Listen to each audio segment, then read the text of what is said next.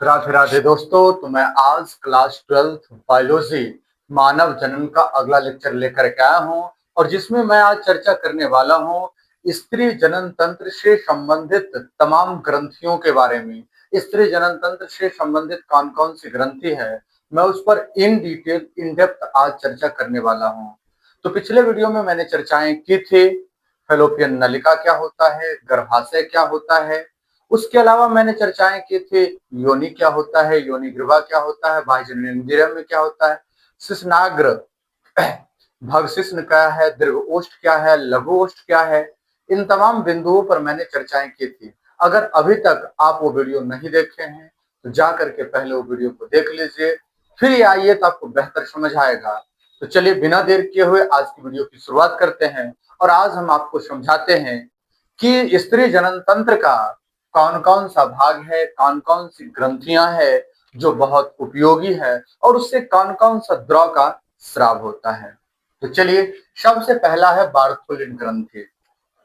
कल मैंने इस प्रकार की संरचनाएं बनाई थी और इसे हम कहते हैं गर्भाशय।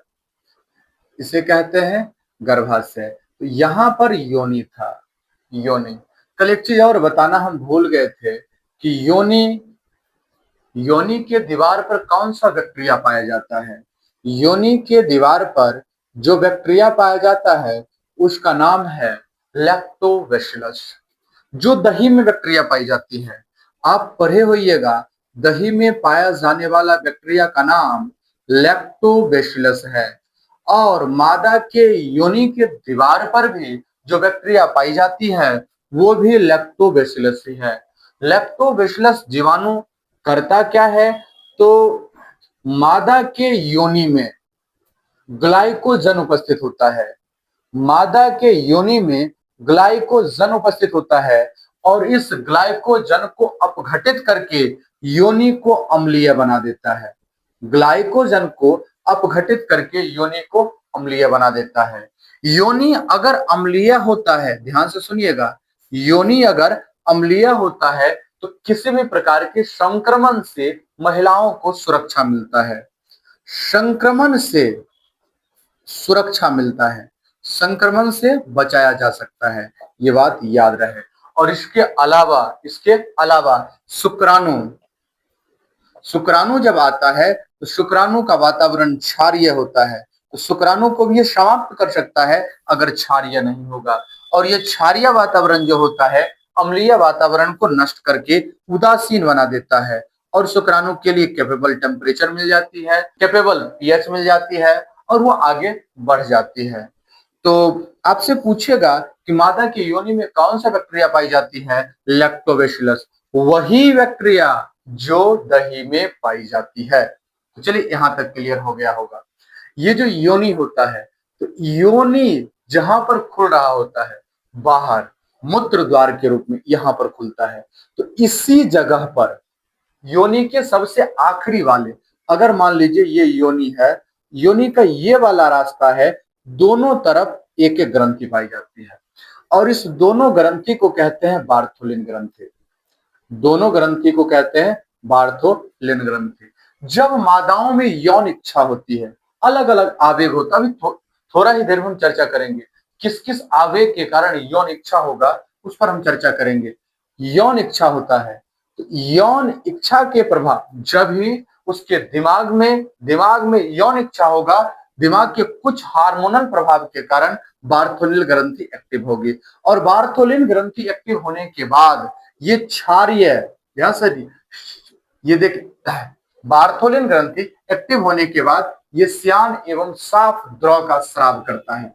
श्यान एवं साफ द्रव का, श्यान श्यान मतलब चिपचिपा होता है, गाढ़ा होता है, चिपचिपा होता है और गाढ़ा होता है। चिपचिपा एवं गाढ़ा द्रव का स्राव करता है, चिपचिपा एवं गाढ़ा द्रव का स्राव करता है। और ये जो चिपचिपा एवं गाढ़ा द्रव है, ध्यान सुनिएगा देवियों और सज्जनों, भाई और बंधुओं, चिपचिपा एवं गाढ़ा द्रव है, ये मादा में जो उत्तेजना होता है वो उत्तेजना को बढ़ा देता है और उत्तेजना के कारण ही उठता है, उत्तेजना के कारण ही इसका स्राव होता है। कौन सा, श्यान एवं चिपचिपा ये साफ द्रव का स्राव होता है यौन उत्तेजना के कारण ही।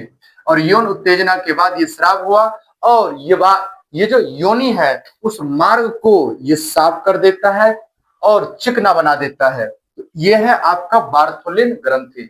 बार्थोलिन ग्रंथि के बाद है पेरिनियल ग्रंथि। जब मादा में उत्तेजना आती है, उत्तेजना के साथ ये स्राव, इसमें भी स्राव आता है मादा में उत्तेजना के समय ही, और जब मादा में उत्तेजना होता है उस समय ही पेरिनियल ग्रंथि का भी स्राव आता है। और ये जो पेरिनियल ग्रंथि है इसके स्राव में एक विशेष प्रकार की गंध होती है, विशिष्ट गंध, और ये विशिष्ट गंध और बढ़ा देती है उत्तेजना को, विशिष्ट गंध और बढ़ा देती है उत्तेजना को। तीसरा जो ग्रंथि है वह है स्तन ग्रंथि, और सबसे इंपॉर्टेंट ग्रंथि, सबसे इंपॉर्टेंट महत्वपूर्ण ग्रंथि जिसका नाम है स्तन ग्रंथि। सबसे इंपॉर्टेंट और महत्वपूर्ण ग्रंथि जिसे कहते हैं स्तन ग्रंथि। स्तन ग्रंथि ऐसा नहीं है कि केवल और केवल मादाओं में मिलता है।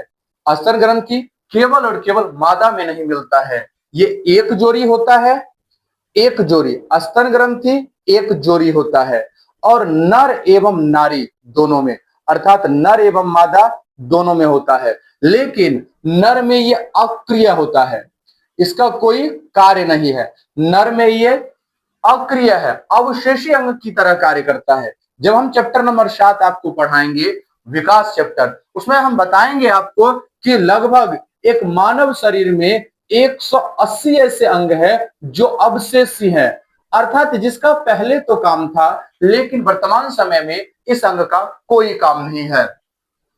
स्तन ग्रंथि एक जोड़ी होता है और नर और मादा दोनों में होता है, और वक्ष स्थल पर स्थित होता है। याद रखिएगा कौन सा स्थल? वक्ष स्थल पर ये जो स्तन ग्रंथि है वो उपलब्ध होती है, पाई जाती है। ध्यान से सुनिएगा देवी और सज्जनों, जो आपका स्तन ग्रंथि है वो पाई जाती है वक्ष स्थल पर।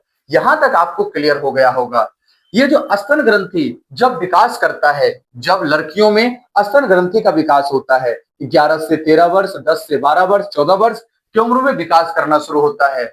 विकास करता है तो इस स्तन ग्रंथि के ऊपर वसीय पिंड का जमाव होने लगता है। वसीय पिंड के जमाव के कारण इसमें उभार आता है, जिसमें जितना वसा पिंड का, वसीय पदार्थ का जमाव आएगा उसमें उतना ही ज्यादा उभार होगा। ये बात याद रखिएगा। तो ये उभार आया, उभार आने के बाद यहां पर देखिए, ये वाला यहां पर कुछ देखिएगा कि गाढ़ा रंग होता है, गाढ़ा रंग होता है, और ये ऊपर की तरफ उभरा होता है। जो उभरा होता है उसे निपल बोलते हैं या चुचुक कहा जाता है, ये उभरा भाग। और इसके चारों तरफ ये जो है गाढ़ा होता है, थोड़ा गहरा रंग का होता है, और जो गहरा रंग का होता है उसे कहते हैं स्तन परिवेश या एरियोला। स्तन परिवेश या एरियोला कहते हैं, स्तन परिवेश या एरियोला कहते हैं। उसके अलावा यह निपल पर छोटे छोटे छिद्र होते हैं जिसे स्तन छिद्र कहा जाता है। यहाँ पर जो छोटा छोटा छिद्र होता है उसे स्तन छिद्र कहते हैं। ध्यान से समझिएगा, यहाँ पर कुछ चीजें और याद करनी है, कुछ चीजें याद करनी है। ये जो स्तन ग्रंथि है ये 15 से 20 पाली में विभक्त होती है। एक स्तन ग्रंथि, ध्यान से सुनिएगा, एक स्तन ग्रंथि 15 से 20 पाली में विभक्त होती है। एक स्तन ग्रंथि 15 से 20 पाली में विभक्त होती है। एक पाली कई पालिका में विभक्त होती है। स्तन ग्रंथि 15 से 20 पाली में विभक्त होती है, और एक पाली कई पालिका में एक पाली कई पालिका में विभक्त होती है, कई या अनेक पालिका में।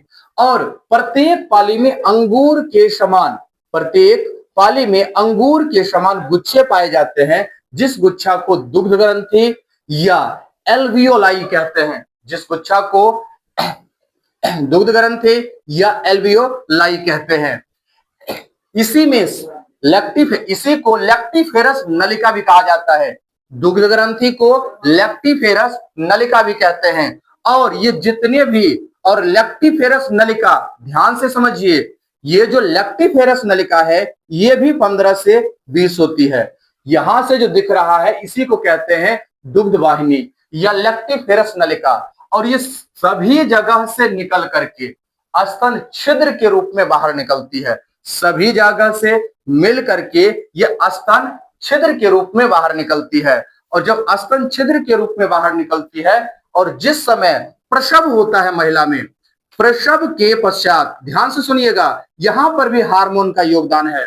प्रसव के पश्चात जो प्रसव के पश्चात पिट्यूटरी ग्रंथि या मास्टर ग्रंथि के पश्च भाग से एक हार्मोन का स्राव होता है, जिसे हार्मोन को कहते हैं ऑक्सीटोसिन। और ये हार्मोन इसे उत्तेजित करता है दुग्ध स्रावन के लिए। ये हार्मोन इसे उत्तेजित करता है इसे दुग्ध स्रावन के लिए। तो यह है स्तन ग्रंथि। ध्यान से समझिए, स्तन ग्रंथि एक जोड़ी होता है। स्तन ग्रंथि एक जोड़ी होता है। इसमें 15 से 15 से प्रत्येक स्तन में 15 से 20 पाली होती है। प्रत्येक पाली में अनेक पालिका होती है। प्रत्येक पालिका में अंगूर के समान गुच्छे पाए जाते हैं, जिसे दुग्ध ग्रंथि कहते हैं या एल्वियोलाई कहते हैं। और ये जो दुग्ध ग्रंथि है, इससे लगभग 15 से 20 नलिकाएं निकलती है, जिसे दुग्ध वाहिनी कहते हैं। और ये नलिका स्तन छिद्र के रूप में बाहर निकलती है। ये नलिका स्तन छिद्र के रूप में बाहर निकलती है।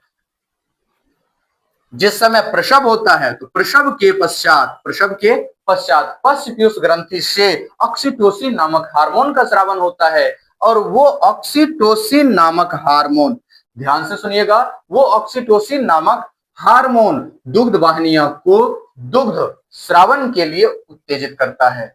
अभी हमने बताया बार्थोलिन ग्रंथि के बारे में, पेरिनियल ग्रंथि के बारे में। उसके अलावा मैंने आपको समझाई है स्तन ग्रंथि के बारे में। उसके बाद है मादा लैंगिक उत्तेजना।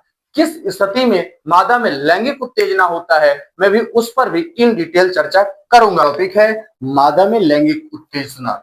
अलग अलग आवेगों के कारण, विभिन्न आवेगों के कारण, ध्यान से सुनिएगा, विभिन्न आवेगों के कारण, ये सब खेल है आपके मेंटल स्थिति का। कुछ सोच रहे हैं, कुछ देख रहे हैं। किसी भी स्थिति में अगर मेंटली अगर आपको यौन इच्छा हुई, आपने किसी प्रकार का तस्वीर देखा या फिर किसी चीज के बारे में सुना, किसी चीज के बारे में बोला, तब जाकर के आपके बॉडी में आवेग आता है, अर्थात हार्मोनल परिवर्तन होता है। और उसी आवेग के कारण यौन इच्छा होती है। उसी आवेग के कारण यौन इच्छा होती है। इसी में होता भग शिश्निका। अब ये जो भग शिश्निका ये अब उत्तेजित, सबसे पहले उत्तेजित होता है भग शिश्निका। और जब भग शिश्निका उत्तेजित होती है तो इसमें रक्त भरता है। रक्त भरने के कारण इसमें और ज्यादा उत्तेजना आती है। और जब भग शिश्निका उत्तेजित होता है तब जाकर के बाकी अंग भी धीरे धीरे करके उद्दीपित हो जाते हैं। बाकी अंग भी धीरे धीरे करके उद्दीपित हो जाते हैं। बाकी अंग भी धीरे धीरे करके उद्दीपित होते हैं। और बाकी अंग उद्दीपित होने के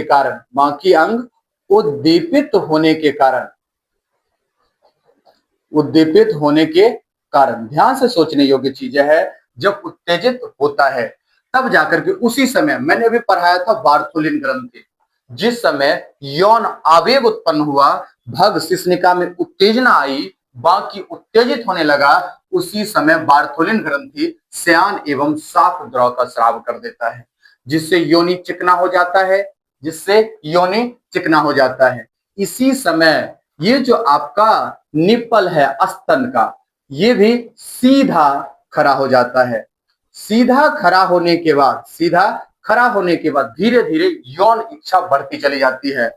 और यौन इच्छा जब बढ़ता है, ध्यान से सुनिएगा, जब यौन इच्छा बढ़ता जाता है उस समय धीरे धीरे करके श्वास गति भी बढ़ जाती है। श्वास गति बढ़ती है। श्वास गति बढ़ने के बाद हृदय गति भी बढ़ जाती है। और इस समय मैथुन हुआ तो हुआ, अगर मैथुन नहीं हुआ तब जाकर के मैथुन का मैथुन अगर नहीं हुआ तो जो योनि की मांसपेशियां है, योनि की मांसपेशियां है, ये धीरे धीरे करके ढीला पड़ जाती है और योनि की मांसपेशियां ढीला पड़ने के कारण यौन इच्छा खत्म हो जाता है। योनि की मांसपेशियां ढीला पड़ने के कारण यौन इच्छा समाप्त हो जाती है। तो मादा में लैंगिक उत्तेजना किस प्रकार होती है, ध्यान से समझिए।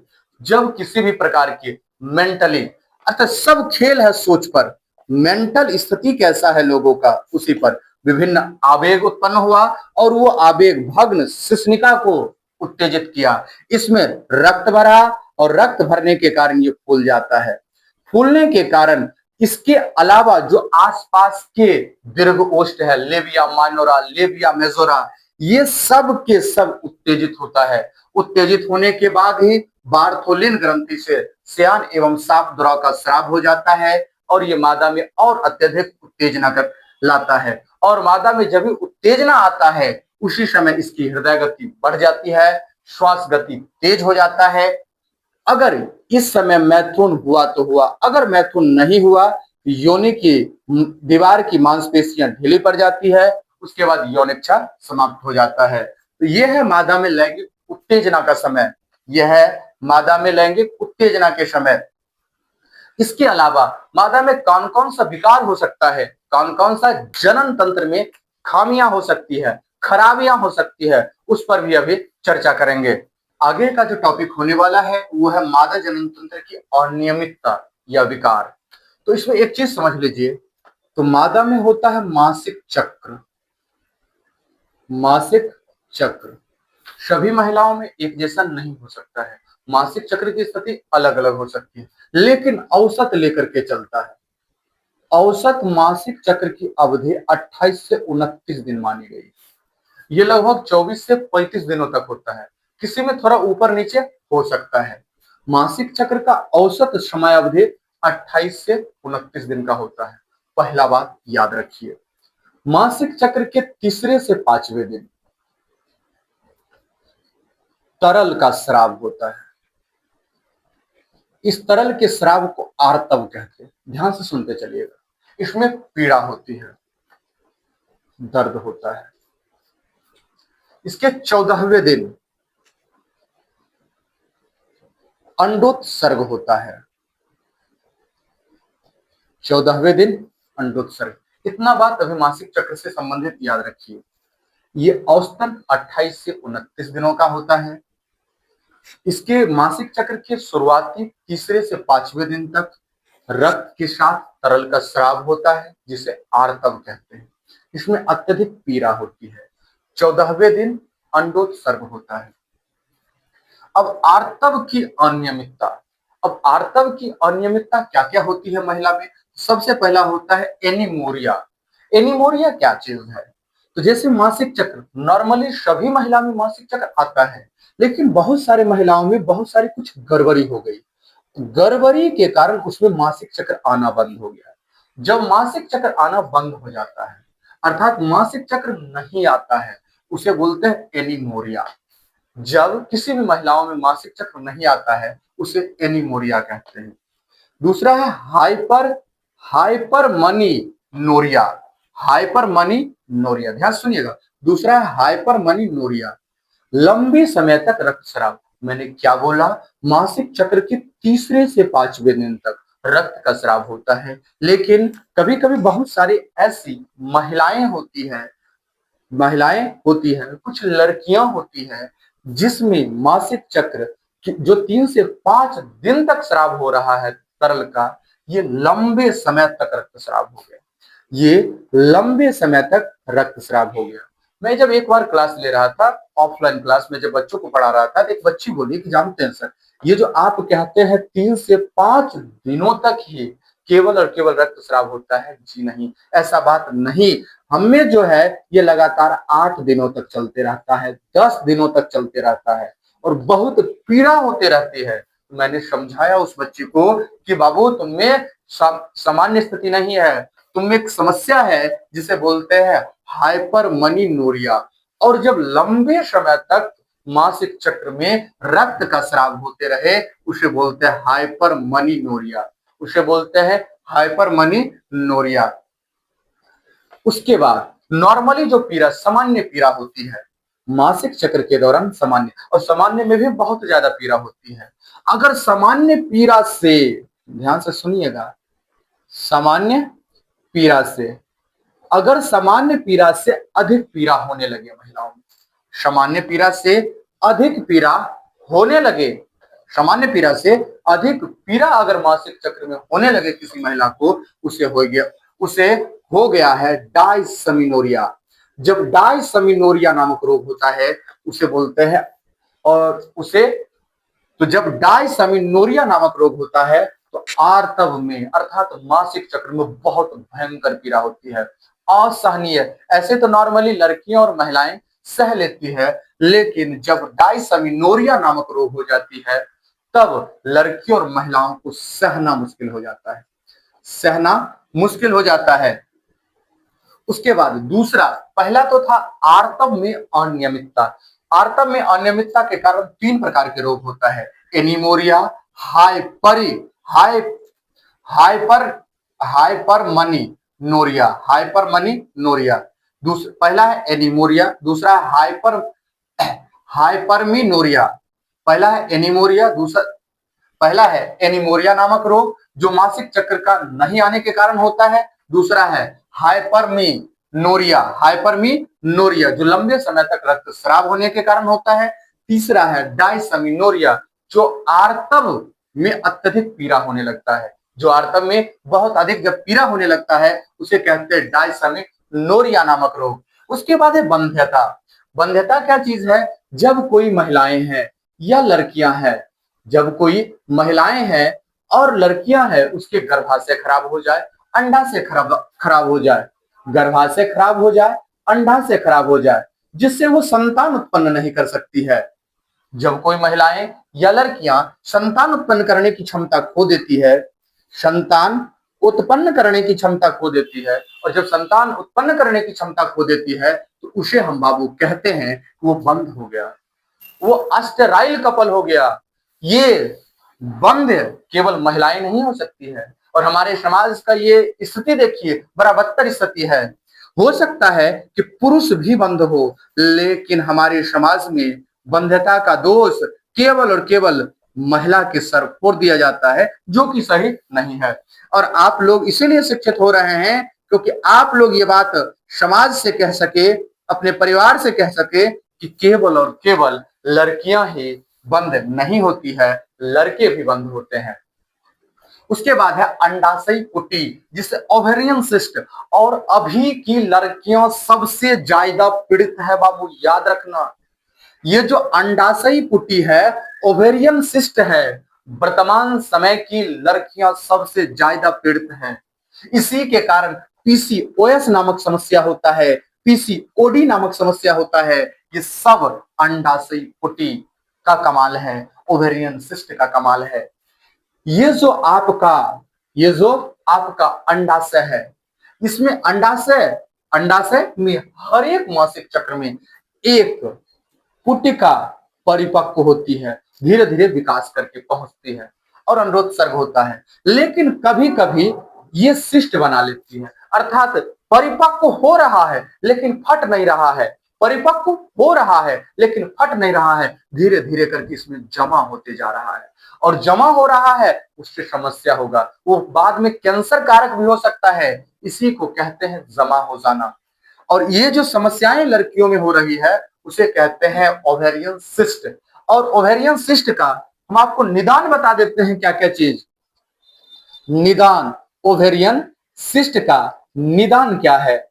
निदान है सबसे पहला, जितने भी डिप्रेशन है उसे खत्म कीजिए, सोशल मीडिया से दूर होइए, सोशल मीडिया सबसे खतरनाक चीज है।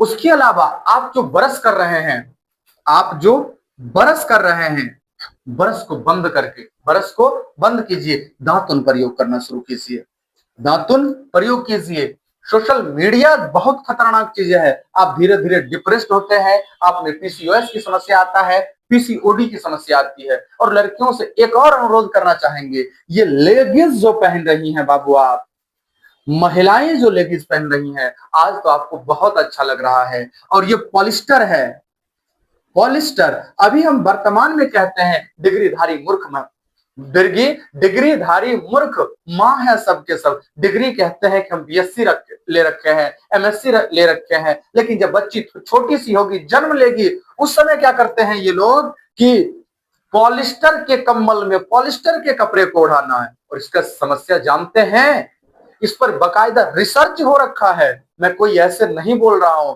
ये बकायदा रिसर्च पेपर पर रिसर्च हो गया है कि जननांग धीरे धीरे सुस्त पड़ने लगता है, बंध्यता आ जाती है। आज तो आप लेगिंग्स पहन रही हैं, तो आपसे ज्यादा तो वो कंबल बेचने वाला कंपनी वाला ज्यादा होशियार है। देखिएगा कि छोटी सी बच्ची है और उस बच्चे को पॉलिस्टर वाले कंबल में रखे हुए हैं। वो जो पॉलिस्टर वाला कंबल है, वो आपको आज लग रहा है वो सही है, लेकिन बाबू पॉलिस्टर वाला कंबल सही नहीं है। वो आने वाले समय में जब बच्चियों में ओवेरियन सिस्ट होने लगता है, इनफर्टिलिटी होने लगता है, स्टेरिलिटी आने लगती है, तब जाकर के कहता हमने तो कुछ नहीं गलतियां की थी। गलती कोई और कर रहा है, भुगतना बच्चियों को पड़ रहा है। तो इसलिए आप लोगों से गुजारिश है कि ऐसी चीजें ना करें। क्योंकि देखिए हमारे देश की कितना बेहतर कल्चर था, क्योंकि हम लोग गर्म जलवायु में रहते हैं, हॉट क्लाइमेट में रहते हैं। और ये जो हमारा हॉट क्लाइमेट है बाबू, ध्यान से सुनिएगा, ये जो हमारा हॉट क्लाइमेट है, ये हॉट क्लाइमेट के लिए खुला वस्त्र जरूरी पड़ता है। इसीलिए यहाँ की महिलाएं पहले साड़ियां पहना करती थे, अब तो साड़ियां पहनेंगी तो आप प्रिमिटिव हैं, आप पुराने हैं। लेकिन आप जब जींस पहन रहे हैं तो आप मॉडर्न हैं। बाबू जींस वहां के लोगों के लिए आया था जहां पर भयंकर ठंड पड़ता है, उस जगह के लोगों के लिए जींस का इस्तेमाल बढ़ावा दिया गया था। लेकिन अभी किसको समझाया जाए? कहते हैं ना, बार बार कहते हैं मत समझिए लेकिन गलत मत समझिए, मत जानिए लेकिन गलत मत जानिए, मत करिए मतलब गलत मत करिए। अंडाशयी पुटी का निर्माण, ओवेरियन सिस्ट, सबसे पहले सोशल मीडिया। आप रेगुलर बेसिस पर सोने से 2 घंटा 2.5 घंटा पहले फोन का इस्तेमाल बंद करना चाहिए। अगर आप 12 बजे सोते हैं 10 बजे तक फोन बंद कर दीजिए, 10 बजे सोते हैं तो 8 बजे तक फोन बंद कर दीजिए। और तुरंत उठने के बाद आप अपने पिनियल ग्रंथि को मत खराब कीजिए सोशल मीडिया देख करके। इसीलिए अंडाशयी पुटी या ओवेरियन सिस्ट, ये जो ओवेरियन सिस्ट है बाबू, ये याद रखिए कि ये अभी के लड़कियों में पीसीओएस पीसीओडी की समस्या लेकर के आ रही है। उसके बाद है स्तन कैंसर। जब स्तन ग्रंथि है उसमें जब ट्यूमर बन जाता है, उसे बोलते हैं स्तन ग्रंथि। वो बहुत सारे कारणों से होता है, और एक कारण वो भी होता है अभी की महिलाएं अपना फिगर खराब नहीं करना चाहती है, शेप खराब नहीं करना चाहती है। और फिगर खराब नहीं करना और शेप खराब नहीं करने के पीछे भी ये जान लीजिए स्तन कैंसर होने का कारण है। क्योंकि वो कैसे सर? क्योंकि अगर नॉर्मली जिस प्राकृतिक क्रिया को रोकिएगा आप, वो सब जगह कैंसर का कारण बनेगा। स्तन कैंसर जब महिलाओं में हो जाती है, स्तन को ऑपरेशन द्वारा, शल्य चिकित्सा द्वारा बाहर निकाल दी जाती है। उसके बाद है ग्रीवा कैंसर, सर्वाइकल कैंसर। अभी देखोगे कि हर स्कूल में बच्चियों को कहा जाता है सर्वाइकल कैंसर से बचने के लिए, और वास्तविकता में ये समस्या होगा ही नहीं, और किसी भी प्रकार के टीका लेने की आवश्यकता नहीं पड़ेगी। और टीका कह के करके न जाने क्या क्या डाल देते हैं लड़कियों में, किसी को इनफर्टाइल कर देगा, किसी को कुछ कर देगा। इसलिए बिना जाने पर के जब तक टेस्टिंग ना हो, कितनों लोग कह दे बाबू आप लोगों से लड़कियों, आपका जिंदगी है और आपको अपने आप को बचाना है। इसलिए कोई कहे कि कोई सा टीका ले लेना है तो कोई कहे और मुंह उठा करके ले लिए, जी नहीं, वो आपके लिए ही घातक होगा। ये जो सर्वाइकल कैंसर है, सर्वाइकल मैंने बताया था यहां पर होता है योनि ग्रीवा, उस जगह पर जब धीरे धीरे ट्यूमर बनने लगता है। और नॉर्मल स्थिति में जब मासिक चक्र चलता रहेगा तो कभी भी ऐसा होगा ही नहीं इसमें सर्वाइकल कैंसर हो जाए और इसे ऑपरेशन द्वारा बाहर निकालना पड़े। जी नहीं, ऐसा नहीं हो सकता। तो ये सब मादा जनन तंत्र की अनियमितता या विकार है, disorder in female reproductive system. पर मैंने आर्तव की अनियमितता पढ़ाई, उसमें एनीमोरिया था, हाइपरमी नोरिया था, डायसमी नोरिया था। ये सारी रोग आर्तव की अनियमितता के कारण होता है। बंध्यता आती है, अंडाशय कुटी रोग होता है जिसे ओवेरियन सिस्ट कहते हैं, स्तन कैंसर होता है, ग्रीवा कैंसर होता है। ये सारी रोग होती है बाबू, ये सारे रोग होती है कहाँ? तो मादा जनन तंत्र में, मादा जनन तंत्र में। तो आज के वीडियो में बस इतना ही। मिलते हैं हम आपसे अगले वीडियो में। तब तक के लिए हंसते रहिए, मुस्कुराते रहिए और पढ़ते रहिए बायोलॉजी महाराज सर के साथ।